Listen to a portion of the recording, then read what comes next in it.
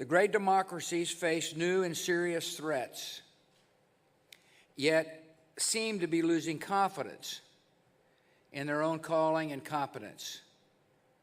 Economic, political, and national security challenges proliferate, and they're made worse by the tendency to turn inward. The health of the democratic spirit itself is at issue, and the renewal of that spirit is the urgent task at hand. We know that free governments are the only way to ensure that the strong are just and the weak are valued. And we know that when we lose sight of our ideals, it is not democracy that has failed. It is the failure of those charged with preserving and protecting democracy. There's an aggressive challenge by Russia and China to the norms and rules of global order. They propose revisions that always seem to involve less respect for the rights of free nations and less freedom for the individual. These matters would be difficult under any circumstances. They are further complicated by a trend in Western countries away from global engagement and democratic confidence. Parts of Europe have developed an identity crisis.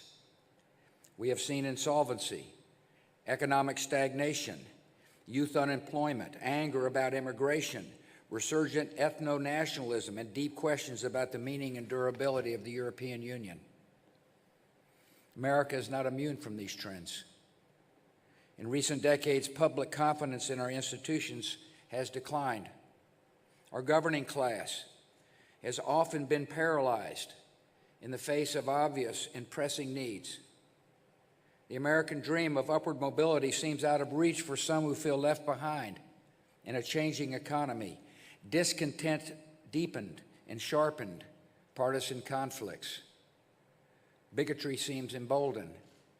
Our politics seems more vulnerable to conspiracy theories and outright fabrication. There are some signs that the intensity of support for democracy itself has waned, especially among the young, who never experienced the galvanizing moral clarity of the Cold War, or never focused on the ruin of entire nations by socialist central planning. Some have called this democratic deconsolidation. Really, it seems to be a combination of weariness, frayed tempers, and forgetfulness. We've seen our discourse degraded by casual cruelty. At times, it can seem like the forces pulling us apart are stronger than the forces binding us together. Argument turns too easily into animosity. Disagreement escalates into dehumanization. Too often, we judge other groups by their worst examples, while judging ourselves by our best intentions, forgetting the image of God we should see in each other. We've seen nationalism distorted into nativism. We've forgotten the dynamism that immigration has always brought to America. We see a fading confidence in the value of free markets and international trade, forgetting that conflict, instability, and poverty follow in the wake of protectionism.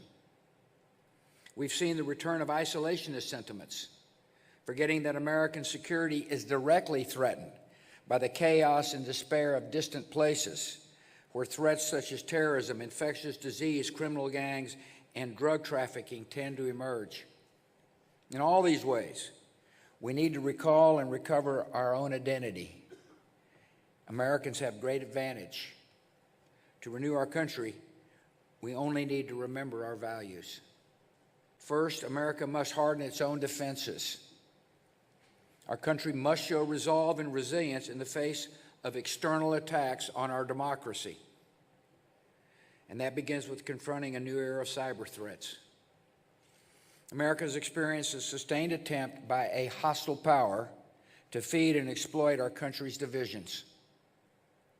According to our intelligence services, the Russian government has made a project of turning Americans against each other. This effort is broad, systemic, and stealthy. It's conducted across a range of social media platforms.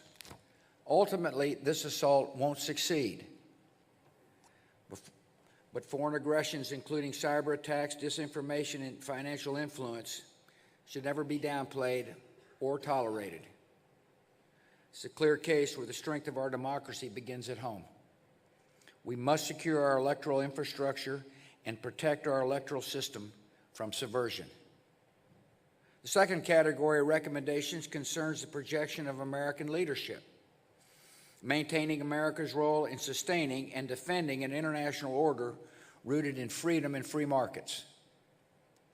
Our security and prosperity are only found in wise, sustained global engagement, in the cultivation of new markets for American goods, in the confrontation of security challenges before they fully materialize and arrive on our shores, in the fostering of global health and development as alternatives to suffering and resentment, in the attraction of talent, energy, and enterprise from all over the world, in serving as a shining hope for refugees and a voice for dissidents, human rights defenders, and the oppressed.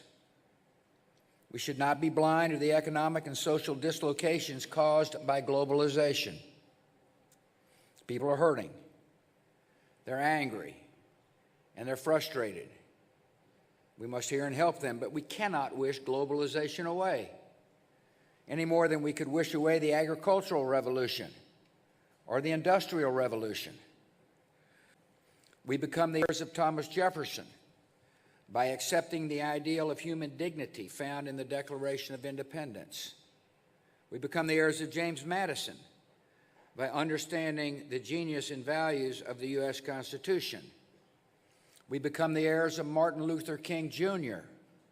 by recognizing one another not by the color of their skin, but by the content of their character. This means that people of every race, religion, ethnicity can be fully and equally American. It means that bigotry or white supremacy in any form is blasphemy against the American creed.